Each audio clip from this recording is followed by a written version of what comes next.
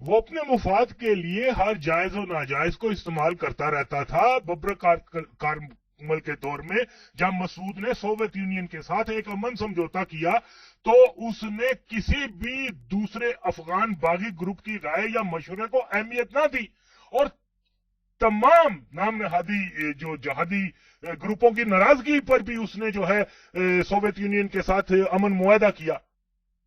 جو اس نے مناسب جانا وہ اس نے کیا, جو دلیل ہے کہ یہ بندہ کسی ڈسپلن اور کسی نظریے کا پابند نہیں تھا. جہاں مفاد ہوتا وہاں شامل ہو جاتا. اور اس معاہدے کی سب سے اہم پہلو یہ ہے, اور جس سے جو احمد شاہ مسعود اور ہندوستان کے تعلقات کا جو ہے راز کھلتا ہے کہ 1983 میں جو ہے جب اس نے یہ سوویت یونین کے ساتھ امن سمجھوتا کیا تھا, یہ 1983 میں پھر کابل میں آ کر 2 ہفتے اس نے گزارے تھے, اور اس بندے نے ہندوستان کی حکومت کی گارنٹی کے اوپر کہ افغانستان کابل میں ٹھہرنے پر اس کی سیکیورٹی ملے گی اور اس کو گرفتار نہیں کیا جائے گا, تو یہ ہندوستان کی حکومت نے جو ہے وہ اس کو وہ ضامن بنی تھی اس چیز کی. پھر اس کے بعد جا کے وہ وہاں پر 15 دن جا کے رہا تھا, اور جب یہ واپس وہاں سے کابل سے پنجشیر گیا تھا تو یہ ہندوستان کی جو کابل میں سفارت خانے کی گاڑیوں میں بیٹھ کر اس کا جو ہے اس کو پنجشیر تک لے کے جایا گیا تھا. تو اسی وجہ سے جو ہے خلقیوں اور پرچمیوں کے درمیان بہت زیادہ اس بات کے اوپر چرچا ہوا کہ یہ خلقی جو تھے وہ بہت ناراض تھے کہ احمد شاہ مسعود کو کابل میں کیوں گرفتار نہیں کیا گیا, وہ ہمارے انقلاب کا دشمن تھا. تو اس کے اوپر اب آپ یہ کہہ رہے ہیں کہ وہ پاکستان کا دوست تھا. جاؤ پہلے چیزوں کو دیکھو تو صحیح, سمجھو تو صحیح. 2 دن افغانستان کے چکر لگا لینے سے تم افغانستان کے ماہر نہیں بن سکتے. حقیقتیں بتاؤ لوگوں کو, جو اگر تمہیں نہیں پتا تو جا کے تحقیق کرو کہ یہ 15 دن وہاں پر کس کی گارنٹی پہ رہا تھا جس کو تم پاکستان کا دوست ثابت کرنے کی ناکام کوشش کر رہے ہو. اور پھر اس کے بعد جب دوسری طرف جب اقوام متحدہ کی ثالثی میں افغان قوم کے ساتھ ایک اور یہ خیانت کی گئی کہ اقوام متحدہ نمائندے نے غیر پشتون گروپوں کی آپس میں صلح کروا کر کابل حکومت ان کے حوالے کر دی, اور جیسے ہی بگرام ہوائی اڈے پر مسعود کا قبضہ ہوا تو اگلے دن انڈین فوجی طیارے جو ہے مسعود کی امداد کا سامان لے کر وہاں پہنچ گئے. مسعود کے اکثر قریبی ساتھی اور مشیر, جن میں عبداللہ اور قانونی کون ہے جس نے کابل میں گرفتار شدہ پاکستانیوں کو بھارت روانہ کیا تھا, اور جن کو بعد میں جو ہے وہ دلی کے وہ اسمبلی میں جو ایک ڈرامہ کیا گیا تھا اور وہ لوگوں کو جو ہے پکڑا گیا تھا اس میں, وہ افغانستان سے قانونی نے ہندوستان کو تحفہ بھیجے تھے اپنی دوستی کا. جنرل فہیم جس نے 1994 میں پاکستانی اسکول بچوں کی پشاور میں بس اغوا کروائی اور جس کو اسلام آباد افغانستان کے امبیسی میں لے جایا گیا, یہ وہ تھا جنرل فہیم جس نے یہ منصوبہ تیار کیا تھا. اور یہ کون تھا؟ یہ احمد شاہ مسعود کا بہت قریبی بندہ تھا, مسعود خلیلی, جو کہ ہمیشہ سے بھارت کا طرفدار رہا ہے. اگر مسعود کو پاکستان سے محبت تھی آپ کے کہنے کے مطابق تو کم از کم اپنے مشیر اور قریبی دوست ایسے رکھتا جو بھارت نواز نہ ہوتے. زاہد صاحب, آپ کہتے ہیں کہ پاکستان اسٹیبلشمنٹ کا جھکاؤ گلبدین کی طرف تھا اس لیے مسعود پاکستان سے دور ہو گیا. اگر آپ کی یہ دلیل مان بھی لی جائے تو بھائی مسعود کا پاکستان کی پالیسی پر تو غصہ بن سکتا ہے, پورے پاکستان اور پاکستانیوں پر تو غصہ نہیں بننا چاہیے. آپ بتاؤ مسعود کے کہنے کے اوپر پاکستانی پرچم کتنی بار کابل اور پنجشیر میں نظر آتش کیا گیا؟ پاکستانی سفارت خانے کو کتنی بار تباہ کیا گیا؟ کس کے کہنے پر؟ مسعود کے.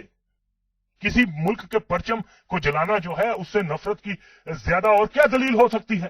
آپ کہتے ہو وہ پاکستان کا دوست تھا, ٹھیک ہے, پاکستانی حکومت کے ساتھ اس کے اختلافات ہو سکتے تھے, پاکستانی پرچم کے ساتھ نہیں ہونے چاہیے تھے, پاکستانی لوگوں کے ساتھ نہیں ہونے چاہیے تھے. اور تو اور طالبان کی طرف سے جو پاکستانی پکڑے گئے اور ان کو پرتشدد طریقوں سے ہلاک صرف اس لیے کیا گیا کہ وہ پاکستانی تھے. طالبان کی طرف سے لڑتے ہوئے عرب ازبک وغیرہ بھی پکڑے گئے تھے, لیکن ان پر تو یوں سختیاں نہ کی گئی تھی جو دلیل ہے کہ مسعود پاکستان یا پاکستانیوں کا ہرگز دوست نہ تھا، بلکہ وہ ان سے نفرت کرتا تھا، اور وہ پہلے بھی دوست نہیں تھا اور بعد میں بھی دوست نہیں تھا۔ ہاں البتہ یہ بندہ اس وقت بھی بھارت کا دوست تھا جب افغان جنگ پورے عروج پر تھی۔ احمد شاہ مسعود کی وہ افغان لیڈر ہے جس نے سب سے پہلے افغان جنگجو لیڈروں کو یہ مشورہ دیا کہ ہم یک زبان ہو کر امریکیوں کو اس بات پر راضی کریں گے وہ پاکستان کی بجائے براہ راست ہم کو اسلحہ اور امداد دیا کریں۔ احمد شاہ مسعود ایک طرف تو کمیونسٹوں سے امن معاہدہ کرتا تھا تو دوسری طرف یہ شکوہ کیا کرتا تھا کہ ہم کو پاکستانی نظر انداز کرتے ہوئے حکمت یار کو زیادہ مدد کرتے ہیں۔ کمال ہے۔ آپ قوم کو کیا بتانا چاہ رہے ہو، کیا چیز ثابت کرنا چاہ رہے ہو؟ اور جس کو آپ پاکستان کا دوست کہنا چاہ رہے ہو احمد شاہ مسعود کو، اس کی حقیقت کیا ہے؟ آپ یہ روبانی اور مسعود جب پہلی بار پاکستان آئے تو ان کی یہ خواہش تھی کہ اس وقت وزیر اعظم ذوالفقار علی بھٹو سے ملاقات کر پائے۔ ذوالفقار علی بھٹو نے راؤ رشید سے کہا کہ معلوم کر کے آؤ وہ کن پوائنٹس پر بات کرنا چاہتے ہیں۔ راؤ رشید نے جب ان سے ملاقات کی اور بھٹو کو بتایا کہ یہ لوگ افغانستان میں اپنے صوبے کو آزاد کروانے کے مسئلے پر حکومت پاکستان کی مدد کے طلبگار ہیں، جس پر بھٹو نے کہا کہ میری یہ سوچ ہے کہ تمام اسلامی ممالک کو متحد کیا جائے، نہ کہ الگ کیا جائے۔ پشتونستان کا مسئلہ بھارت، کابل حکومت اور چند قوم پرستوں کا پیدا کرتا ہے، لیکن اکثر پختون پاکستان کے ساتھ ہیں، اس لیے میرے پاس اتنا وقت نہیں کہ میں ہمسایہ اسلامی ملک کو الگ کرنے کے لیے کسی سے ملاقات کرتا پھروں۔ زاہد صاحب، جس مسعود کو آپ پاکستان کا دوست ثابت کرنے کی کوشش کر رہے ہیں، ذرا پہلے اس کو افغانستان کا ہی دوست ثابت کر دیں تو مانوں۔ تو زاہد صاحب، آپ کو شرم آنی چاہیے کہ آپ پاکستانی قوم کے دشمن کو اس کا دوست ثابت کر کے آپ کون سی محب وطنی کا ثبوت دے رہے ہیں؟ زاہد صاحب کہتے ہیں کہ ساری اسلامی ممالک نے افغان جہاد کی مدد کی اور زاہد صاحب نے مدد کرنے والے ملکوں میں چچنیا کا نام بھی لیا، جبکہ سب کو معلوم ہے کہ چچنیا اس وقت تک روس کی ایک ریاست تھی۔ افغان جہاد کے بعد کے زمانے میں چچنیا آزاد ہوا، تو کیسے ممکن ہے کہ چچنیا نے افغان جہاد میں مدد کی ہو؟ جماعت اسلامی، اخوان المسلمین اور دیگر نام نہاد جہادی گروپ ہمیشہ سے CIA کی بولی بولتے آئے ہیں۔ اور یہ بولی کیا ہے؟ روس گرم پانیوں کے حصول کے لیے افغانستان آیا ہے، یہاں سے پاکستان کو ہڑپ کر کے گرم پانیوں تک رسائی حاصل کرے گا۔ آج سے 30 سال بعد ایسا پھر وہی بات دہرا رہے ہیں۔ سب سے پہلی بات تو یہ ہے کہ اس وقت دنیا دو نظریات کی جنگ میں مبتلا تھی اور دو بلاک میں بٹی ہوئی تھی۔ اسلامی ممالک میں بھی ان کے مفادات کا ٹکراؤ تھا۔ افغانستان احمد ظاہر شاہ سے قبل روس کی امداد پر انحصار کرتا تھا۔ سوویت یونین کی ہی مدد پر وہاں کچھ ترقی ہوئی تھی۔ افغانستان کا روس سے ایک معاہدہ تھا جس کے تحت افغان حکومت کی درخواست پر روسی فوج افغانستان آ سکتی تھی۔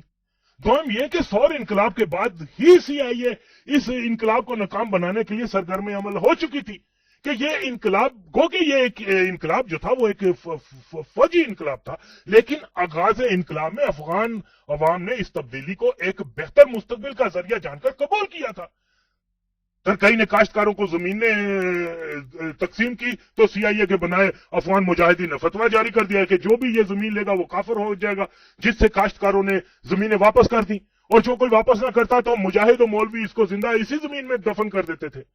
ترکئی نے لڑکیوں کی خرید و فروخت کو غیر قانونی قرار دیا، چھوٹی عمر کی لڑکیوں کی جبری شادی کو غیر قانونی کہا تو CIA کے مجاہدین نے اس کو حرام کہہ کر اسلام خطرے میں ہے کا جماعت اسلامی اور CIA کا بنایا نعرہ استعمال کرتے ہوئے جہاد کا حکم صادر کر دیا۔